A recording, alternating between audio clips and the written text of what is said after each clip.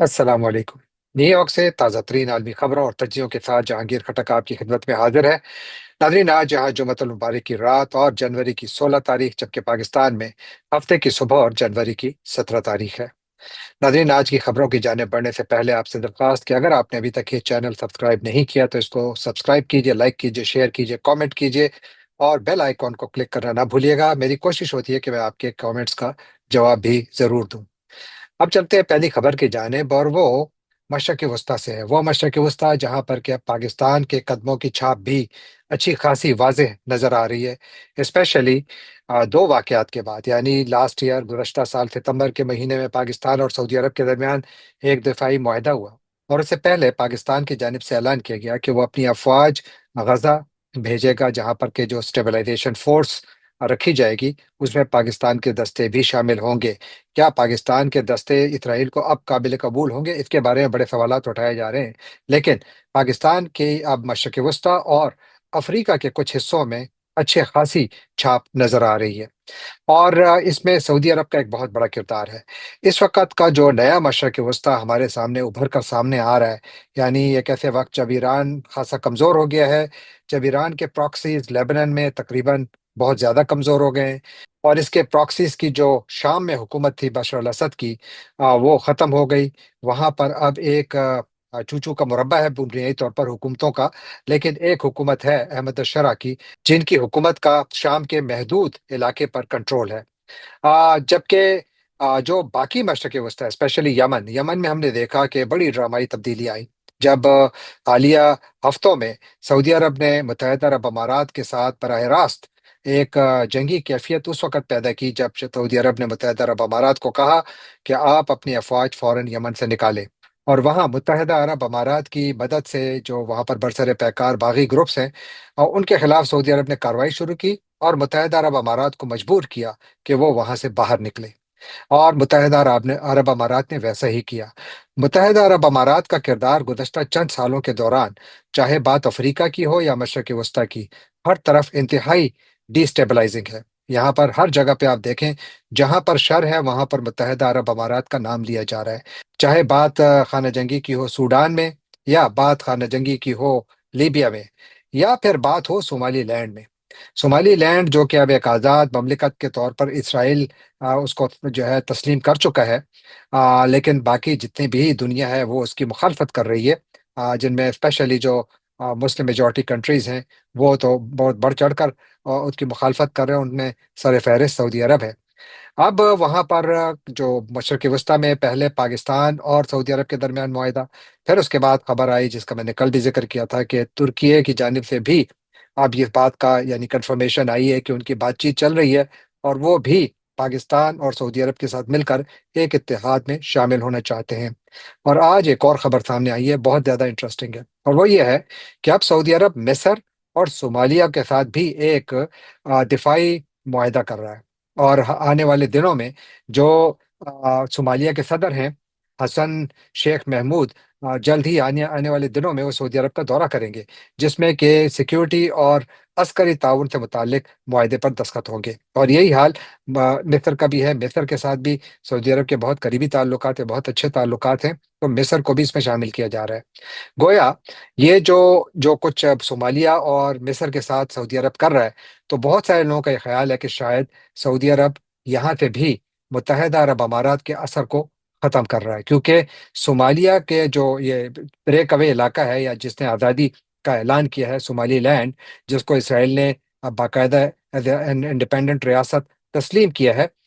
इसको तस्लीम कराने में मुत्तहिदा अरब अमारात का बहुत बुनियादी किरदार है। मैंने इसका जिक्र पहले भी किया था। अब ये बात कंफर्म हो रही है कि सऊदी अरब उसी के जवाब में वहाँ पर सोमालिया की जो मेन हुकूमत है उसके साथ दिफाई मुआहदा कर रहा है, और तुम जो मुत्तहिदा अरब अमारात का जहाँ जहाँ असर मौजूद है, चाहे वो अफ्रीका में हो या मशरक़ वस्ता में हो, सऊदी अरब वहाँ पर बिल्कुल जो जो सिक्योरिटी की अरेंजमेंट है उसको यकसर तब्दील कर रहा है। एक ऐसे वक्त जब पाकिस्तान की अशराफिया, जिसमें हर किस्म के यानी जो ब्यूरोक्रेट्स हैं, साबिक जर्नल, हाजिर सर्विस जर्नल, जजेस, जर्नलिस्ट, आप जिसका नाम लें, मुत्तहिदा अरब अमारात में उनकी जो छुपी हुई दौलत है वहां पर पड़ी हुई है। ان کی جو چوری کا مال ہے بنیادی طور پر وہ متحدہ عرب امارات ہی جا رہا ہے۔ متحدہ عرب امارات گزشتہ چند سالوں کے دوران اس کے اوپر یہ ایک الزام لگ رہا ہے کہ اس کی چند ریاستیں، سارا متحدہ عرب امارات نہیں، لیکن چند ریاستیں باقاعدہ منی لانڈرنگ کے لیے استعمال ہوتی ہیں، اور پاکستان کے جو سب سے بڑے منی لانڈررز ہیں ان کی سب سے زیادہ جائیدادیں بھی متحدہ عرب امارات ہی میں ہیں۔ تو اب سعودی عرب کی جانب سے جو یہ ایک پیش قدمی شروع کی گئی ہے سفارتی محاذ پر اور سیکیورٹی کے محاذ پر، جس میں پاکستان اس کے ساتھ شامل ہے، تو لگتا یہ ہے کہ پاکستان کا سفارتی امتحان مزید کڑا ہوگا، کیونکہ جتنا جتنا متحدہ عرب امارات پر پریشر بڑھے گا، اتنا اتنا اس اشرافیہ پر بھی پریشر بڑھے گا جن کی چوری کی خفیہ جائیدادیں متحدہ عرب امارات میں پڑی ہوئی ہیں، اور وہاں پر پاکستانی جو اشرافیہ ہے اس پر ان کے اوپر پریشر آئے گا۔ ویسے پاکستان بہت زیادہ جنرس ملک ہے۔ آپ نے دیکھا کہ حالیہ دنوں میں پاکستان نے ایک قرضے کے عوض متحدہ عرب امارات کو پاکستان کے فوج سے جڑے ہوئے ایک ادارے کے اندر کرسی دے دی، یعنی ان کی ٹیبل پہ بٹھا دیا فوجی فاؤنڈیشن نے ان کو شیئر دے کر، جو کہ ویسے دنیا میں کوئی ایسا نہیں کرتا، لیکن پاکستان میں ایسا ہوا۔ وجہ کیا ہے؟ وجہ یہی ہے کہ متحدہ عرب امارات کا پاکستان کی اشرافیہ پر بہت زیادہ اثر ہے، بلکہ اگر میں یہ کہوں کہ ہمارے اشرافیہ کے بہت طاقتور لوگ شاید متحدہ عرب امارات کے شیخوں کی جیبوں میں بیٹھے ہوئے ہیں۔ تو یہ غلط نہ ہوگا، آپ کسی سے بھی یہ پوچھ سکتے ہیں کہ کون کس کی جیب میں بیٹھا ہے، لیکن یہ ایک بہت بڑی چینج ہے جو آ رہی ہے، اور اس سے ایک چیز تو واضح ہوگی کہ متحدہ عرب امارات کا جو اثر ہے اس کو کمزور کیا جائے گا، اور یہاں پر نئے فوجی اتحاد قائم کیے جائیں گے جس کا مرکز و محور سعودی عرب ہوگا، یعنی سعودی عرب کی طاقت جو ہے وہ اس خطے میں بہت زیادہ بڑھے گی، اور متحدہ عرب امارات کی جو طاقت ہے اس کو مزید کم کیا جائے گا، اس کو چیک کیا جائے گا۔ دیکھتے یہ ہے کہ اس کا فائدہ پاکستان کو کتنا ہوتا ہے، یا پاکستان کی اشرافیہ کو اس کا کوئی فائدہ ہوتا ہے یا نقصان، یہ آنے والے دنوں میں معلوم ہوگا۔ لیکن مشرق وسطیٰ میں اوور آل بھی بہت بڑی تبدیلیاں آ رہی ہیں۔ آج صدر ٹرمپ کی جانب سے ایک بہت بڑا اعلان کیا گیا ہے، انہوں نے جو غزہ کا بورڈ آف پیس ہے اس کا اعلان کیا ہے، اس کے 7 ممبرز ہیں، جن میں کہ امریکی وزیر خارجہ مارکو روبیو شامل ہیں، برطانیہ کے سابق وزیر اعظم ٹونی بلیئر بھی ان کا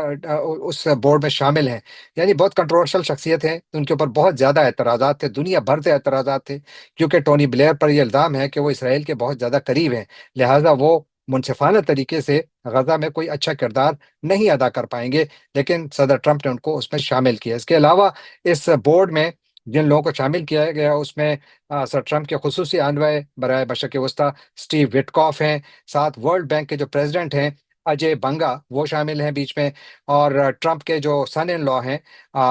جیریڈ کشنر وہ بھی شامل ہیں۔ یہ جو بورڈ آف گورنرز ہے اس کا بنیادی کام یہ ہوگا کہ یہ جو گورننس کو دیکھے گا غزہ کے اندر، اور ساتھ جو ریجنل ریلیشنز ہیں ان کو دیکھے گا، پھر ریکنسٹرکشن کو دیکھے گا، اور یہاں پر کوئی انویسٹمنٹ وغیرہ لائی جائے اس کے اوپر بات کرے گا، اور فنڈنگ اور کیپٹل موبلائزیشن کے لیے کام کرے گا تاکہ پیسوں کا انتظام کیا جا سکے یہاں پر کام کے لیے، یہاں پر تعمیر نو کے لیے۔ جو دو اور شخصیات جن کے نام لیے جا رہے ہیں، جن کو شامل کیا گیا ہے بورڈ میں، ایک کا نام ارے لائٹ سٹون ہے، اور دوسرے کا نام جوش گرون بوم ہے۔ جو ارے لائٹ سٹون ہیں یہ بنیادی طور پر سر ٹرمپ کے پرانے ساتھی ہیں، اور انہوں نے جو امریکہ نے ابراہمک اکارڈز سائن کروائے تھے سر ٹرمپ کے پہلے دور حکومت میں، جس میں متحدہ عرب امارات اور چند دوسرے مسلمان ممالک نے اسرائیل کو تسلیم کیا تھا، یہ اس کے آرکیٹیکٹ ہیں، تو ان کو اس میں شامل کیا گیا ہے، جبکہ جوش فائنینس میں بہت وسیع تجربہ رکھتے ہیں۔ تو دیکھتے ہیں کہ ابھی یہ بورڈ کیا کرے گا، اس کے اندر مزید تعیناتیاں ہونی ہیں، اور ساتھ ہی ایک 15 رکنی فلسطینی ٹیکنوکریٹک کمیٹی بھی قائم کی گئی ہے، جس کی سربراہی ایک فلسطینی جو ہے وہ کریں گے علی شاد کے نام سے،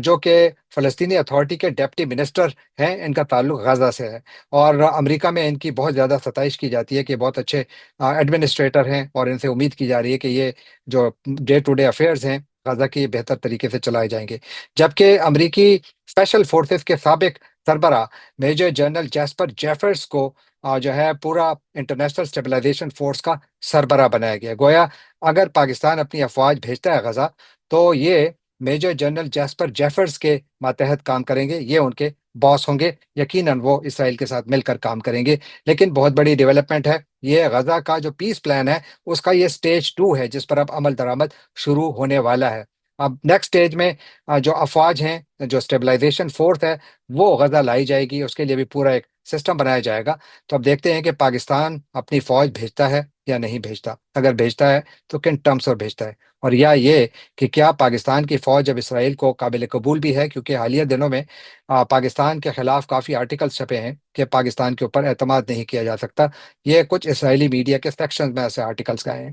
تو یقینا مشرق وسطیٰ میں بہت بڑی تبدیلیاں آ رہی ہیں۔ ان کا اثر پورے خطے پر ہوگا، بہت زیادہ ہوگا۔ لیکن اثر اور تبدیلیاں صرف مشرق وسطیٰ میں نہیں آ رہی، بلکہ امریکہ کے قرب و جوار میں یعنی کینیڈا میں بہت بڑی تبدیلی آ رہی ہے۔ کینیڈا کے جو وزیر اعظم ہیں مارک کارنی، وہ ان دنوں چین کے دورے پر ہیں، اور یہ بہت اہم دورہ ہے، اور اس میں انہوں نے ایک نئی شراکت داری کا اعلان کیا ہے چین کے ساتھ، ایک ایسے وقت جب امریکہ اور کینیڈا کے درمیان تعلقات کی نوعیت اچھی خاصی کمپلیکیٹڈ ہے۔ میں یہ نہیں کہوں گا تناؤ ہے، لیکن میں یہ ضرور کہوں گا کہ اتنا دوستانہ نہیں ہے۔ تو اس کے باوجود یہاں پر کاروبار تو چل رہا ہے، لیکن معاملات ویسے نہیں جیسے ایک زمانے میں ہوتے تھے۔ اب اس تناظر میں کینیڈا کا چین کے قریب جانا بہت بڑی بات ہے۔ نہ صرف یہ، بلکہ لگتا یہ ہے کہ شاید آنے والے دنوں میں کینیڈا کی سڑکوں پر چائنیز الیکٹرک وہیکلز بھی نظر آئیں گے، کیونکہ کینیڈا نے جو چائنیز ای ویز تھے یا جو الیکٹرک وہیکلز ہیں، ان پر جو ٹیرفز ہے وہ 100% جو ٹیرفز تھے وہ ختم کر دیے ہیں۔ تو اس کا مطلب یہ ہے کہ بڑی تعداد میں چائنیز الیکٹرک گاڑیاں جو ہیں وہ آپ کو کینیڈا کی سڑکوں پر چند ہی دنوں میں یا چند ہی مہینوں میں نظر آئیں گی، جو ہی یہ معاملات بڑھتے ہیں آگے اور امپورٹس وغیرہ شروع ہوتی ہیں۔ ویسے بھی جو چائنیز کے بی وائی ڈی اور دوسری کمپنیاں ہیں، وہ ان کے کارخانے برازیل میں بھی ہیں اور ان کے کارخانے میکسیکو میں بھی ہیں، تو لہذا ان کی گاڑیاں کہاں سے لائی جاتی ہیں؟ لیکن یہ ایک بہت بڑی بات ہے۔ اور پھر ساتھ یہ کہ چین نے کینیڈا کی جو فارم پروڈکٹس ہیں ان پر جو ٹیکسز تھے، ٹیرفز تھے، وہ کم کر دیے ہیں بہت زیادہ۔ اس کا مطلب یہ ہوا کہ کینیڈا سے بہت ساری جو خوراک کا سامان ہے وہ بھی چین جائے گا، جس کا مطلب یہ ہوا کہ امریکہ کو اس سے نقصان ہو سکتا ہے، کیونکہ چین ہر سال امریکہ سے ارب ڈالر کی اجناس، زرعی اجناس خریدتا ہے۔ اگر اس میں کینیڈا نے بھی اپنا شیئر بڑھا دیا تو یہ بہت بڑی بات ہوگی۔ اس کا اثر کہیں نہ کہیں امریکہ پر نظر آئے گا۔ سر ٹرمپ سے آج اس بارے میں پوچھا بھی گیا تو انہوں نے کہا کہ میرا خیال ہے بہت اچھا ہے، کینیڈا کو چاہیے کہ چین کے ساتھ جتنا کاروبار کرے کرے، بہت اچھی بات ہے۔ تو امریکہ تو فی الحال سر ٹرمپ تو اس سے کوئی ناراض نظر نہیں آ رہے، وہ تو کہتے ہیں کہ ٹھیک بات، ٹھیک ہے، جو کرنا چاہیں کریں۔ لیکن مجھے لگتا ہے کہ اثر تب آئے گا جب یہاں پر کاروبار پر اس کا اثر آئے گا۔ اور یاد رکھیے کہ آنے والے جو چند مہینے ہیں امریکہ میں بہت اہم ہے، کیونکہ یہاں پر سیاست مکمل طور پر بدل سکتی ہے۔ مڈ ٹرم الیکشنز ہونے والے ہیں، جس میں کہ جو ہاؤس آف ریپرزینٹیٹیو ہے امریکی کانگریس کا، جو ایوان زیری ہے، اس کی 435 نشستوں پر انتخاب ہوگا، جبکہ جو امریکی سینٹ ہے اس کی کم از کم 33 نشستوں پر انتخاب ہوگا، جس کا مطلب یہ ہوا کہ اگر یہاں پر ڈیموکریٹس اکثریت لے جاتے ہیں تو یہاں پر امریکی سیاست کا نقشہ یکسر بدل جائے گا، بہت کچھ بدل سکتا ہے۔ تو بڑے کریٹیکل ٹائمز ہیں، اور اس میں یہ جو کچھ ہوا ہے بہت اہم ہے، جو ہم نے آج چین اور کینیڈا کے درمیان دیکھا۔ اب تھوڑا ذکر تیرا ویلی کا، جہاں پر کے حالات ٹھیک نہیں ہیں۔ آج کچھ ایسی ویڈیوز بھی سامنے آئیں کہ شاید کچھ علاقوں میں وہاں پر برف باری کے مناظر جو ہیں، کچھ ویڈیو کے کلپس میں دیکھ رہا تھا کہ لوگوں نے چھتریوں کے نیچے بیٹھے ہوئے اور برف باری ہو رہی ہے۔ اور حیرانگی کی بات یہ ہے کہ وہ ریاست جو کہ اس علاقے کو دہشت گردوں سے پاک کرنے کے لیے تو ہر قسم کا اسلحہ استعمال کرنے کے لیے تیار ہے، لیکن اس کے اتنے سارے ریسورسز کی موجودگی کے باوجود ان علاقوں کے لوگوں کو کوئی ریلیف اس ریاست سے نہیں مل رہا۔ جو چیف منسٹر سہیل آفریدی ہیں، ان کے اوپر کل میں نے بہت زیادہ کریٹیسزم کیا تھا کہ میری یہ رائے تھی کہ ان کو جانا چاہیے، اور اچھی بات ہے کہ انہوں نے جو ان کے اوپر یہ کریٹیسزم میری طرف سے نہیں بلکہ بہت سارے لوگوں کی طرف سے آ رہا تھا کہ جناب آپ کو پشاور سے باہر نکلنا چاہیے، اور انہوں نے کچھ ایسا ہی کیا۔ آج خبریں یہ ہیں کہ حالات ٹھیک نہیں تھے، موسم ٹھیک نہیں تھا، تو ہیلی کاپٹر نہیں جا سکتا تھا، تو پھر انہوں نے براستہ سڑک چلے گئے، اور وہاں پر پھر کافی سارے کلپس آئے جہاں پر کہ وہ سڑک پر کھلے پھر رہے ہیں، ایک ایک گاڑی کے پاس جا رہے ہیں، لوگوں سے مصافحہ کر رہے ہیں، لوگوں سے گھل مل رہے ہیں، ان کے ساتھ بات چیت کر رہے ہیں، ان کو ایشورنس دے رہے ہیں کہ ان کی حکومت ان کی مدد کرے گی۔ پھر وہاں پر سہیل آفریدی نے کچھ بیانات بھی دیے، وہ بیانات کافی انٹرسٹنگ بھی تھے، اور میرا خیال ہے کہ وہ غصہ جو کہ ان کے ٹویٹ میں 2 دن پہلے نظر آیا تھا، وہ آج ان کے پبلک سپیچز میں بھی نظر آیا، جہاں پر کہ انہوں نے کہا کہ یہ جو کچھ ہو رہا ہے کہ تیرا ویلی میں، یہ بند کمروں کے فیصلے ہیں، ان کا زمینی حقائق سے کوئی تعلق نظر نہیں آ رہا۔ انہوں نے کہا کہ یہ جو دہشت گردی کے خلاف جنگ شروع کی جا رہی ہے، اس کے پیچھے سیاسی مفادات چھپے ہوئے ہیں، یہ ان کا کہنا تھا۔ اور پھر ساتھ انہوں نے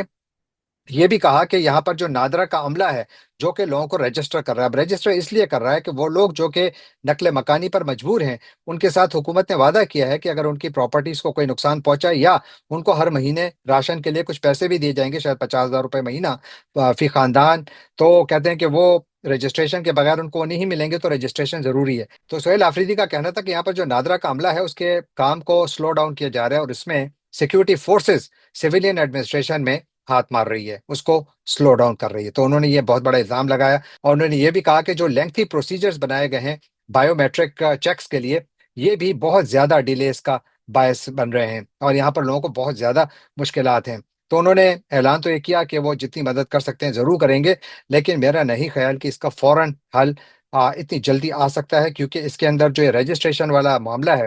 اس کا تعلق فیڈرل گورنمنٹ سے ہے۔ اگر سہیل آفریدی فیڈرل گورنمنٹ سے یہ کام بات کریں کہ جناب پروونشل گورنمنٹ بھی آپ کو ہیلپ کرے گی رجسٹریشن میں لوگوں کی، تاکہ اس پروسیس کو تیز کیا جا سکے، اور یہاں پر جو ہماری سیکیورٹی فورسز ہیں وہ فوری طور پر، چونکہ وہ آلریڈی ان علاقوں میں موجود ہیں، تو جو لوگ اتنی مشکل میں ہیں ان کی مدد کے لیے بھی سامنے آئیں۔ اگر ہماری سیکیورٹی فورسز سیلاب میں لوگوں کی مدد کے لیے جا سکتی ہیں، تو یہاں پر کیوں نہیں آتی، یہاں پر کیوں نظر نہیں آ رہی؟ تو میرا خیال ہے کہ ان کو بھی سامنے آنا چاہیے، اور ان لوگوں کی اس مشکل وقت میں بھرپور مدد کرنی چاہیے، کیونکہ یہ لوگ اپنے گھر بار پاکستان کے لیے چھوڑ کر جا رہے ہیں، اور لہٰذا یہ پاکستان کے ریاستی اداروں کا فرض ہے کہ وہ جائیں اور ان لوگوں کی مدد کریں، بالکل اسی طرح جس طرح کے صوبائی حکومت کا کام ہے کہ ان کو یہ کرنا چاہیے، اور اس سلسلے میں صوبائی حکومت کو ایکسٹرا میجر دینی چاہیے، تاکہ جلد از جلد ان لوگوں کو ریلیف فراہم کیا جائے اور یہ معاملات کو آگے بڑھایا جائے۔ کچھ انہوں نے کوشش آج کی بھی، لیکن آئی ایم ناٹ شیور کہ کس حد تک آگے بات بڑھے گی۔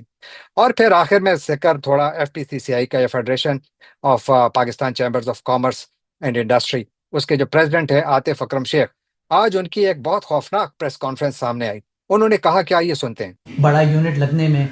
3 نسلیں لگ جاتی ہیں، اتنا آسان نہیں ہے یونٹ لگنا۔ ہم اس کو مذاق سمجھ رہے ہیں، یہ یونٹ بند ہو گئے۔ ایسیمیز جتنے بھی ہیں اتنی high cost of doing business کی وجہ سے جنک یارڈ میں کنورٹ ہو گئی ہیں۔ جیسا کہ آپ نے سنا کہ عاطف شیخ کہہ رہے ہیں کہ ہماری 3 نسلیں لگ گئیں انڈسٹری کھڑی کرنے میں، جو دنوں میں قبرستان بن گئیں۔ یعنی وہ کہتے ہیں کہ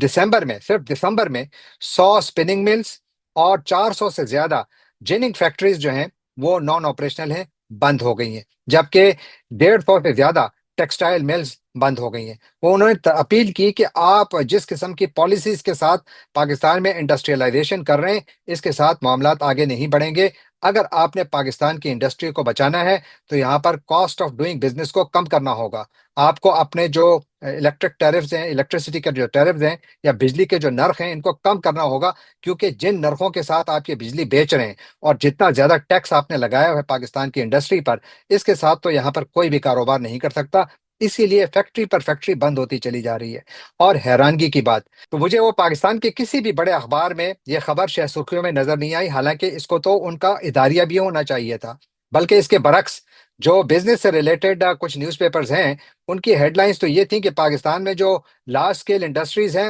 ان میں بڑی گروتھ آئی ہے۔ یعنی کمال کی بات ہے کہ ایک طرف آپ کی فیکٹریز بند ہو رہی ہیں اور پاکستان کے تاجروں کی سب سے بڑی تنظیم چیخیں مار رہی ہے کہ خدا را ہمیں بچائیں، اور دوسری طرف میڈیا ایک پیرالل ریئلٹی کریٹ کر رہا ہے، اور یہی ایک قوم کو تباہ کرنے کے لیے کافی ہے کہ آپ جھوٹ پر جھوٹ جو ہے وہ آگے رکھیں، جو سچ ہے وہ نہ بیان کریں، اور جب سچ سامنے آتا ہے تو پھر آپ اس کی تدبیر کرتے ہیں۔ لیکن اگر آپ سچ چھپانے کے لیے پیرالل ریئلٹی کا سہارا لیتے ہیں تو یاد رکھیے کہ اس سے آپ کچھ لوگوں کو تو خوش کر سکتے ہیں، زمینی حقائق کو نہیں تبدیل کر سکتے۔ آئی وش کہ پاکستان میں ہمارے حکمران ہوش کے ناخن لیں، جو اپنے ہی لوگوں کے خلاف جنگ لڑ رہے ہیں اس کو ختم کریں، اور پاکستان کی تعمیر نو کا کام دوبارہ سے شروع کریں، حقیقی لوگوں کو یہاں پر حکومت دیں۔ یہاں پر آج ایک اچھی خبر تو یہ آئی کہ محمود خان چکزئی کو leader of the opposition national assembly میں بنا دیا، اور ساتھ ہی اب علامہ ناصر عباس صاحب کو سینٹ میں بھی شاید بنا دیا جائے گا لیڈر آف دا اپوزیشن۔ لیکن میرا سب سے بڑا سوال یہ ہے